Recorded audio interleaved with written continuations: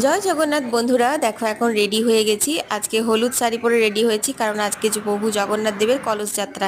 কাল হচ্ছে প্রভু জগন্নাথ দেবের স্নান যাত্রা। সেই উদ্দেশ্যে আজকে বিকেলবেলা নদী থেকে আমরা সবাই মিলে আসানসোল ইস্কন মন্দির থেকে যাই জল আনতে।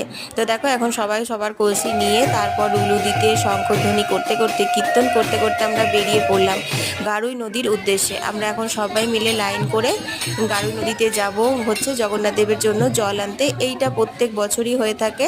ও জগন্নাথ দেবের স্নান যাত্রার আগের দিন কলস যাত্রা, আর তারপর দিন হয় স্নান যাত্রার উৎসব। মানে তোমরা কালকে আমার ভিডিওতে পেয়ে যাবে স্নান যাত্রার উৎসব প্রভু জগন্নাথ দেবের।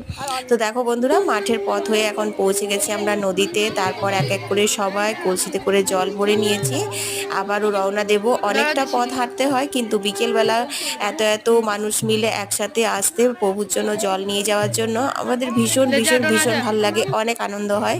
তাছাড়া দেখো এখানকার পিছনের ব্যাকগ্রাউন্ডটা কত সুন্দর লাগছে, আমার তো ভীষণই ভালো লাগছে। তারপর দেখো আবারও আমরা সবাই লাইন ধরে হেঁটে চললাম মন্দিরের উদ্দেশ্যে। এই জল রাখা থাকবে মন্দিরে, তারপর কালকে এই জল দিয়ে প্রভু জগন্নাথকে স্নান করানো হবে। আগে পঞ্চামৃত দিয়ে স্নান করানো হয়, তারপর জল দিয়ে স্নান করানো হয়। তো এখন আমরা মন্দিরে চলে এলাম। তো কালকে ভিডিও দেখতে হলে আমার চ্যানেলটাকে অবশ্যই সাবস্ক্রাইব করে কমেন্ট বক্সে জয় জগন্নাথ লিখে দিও।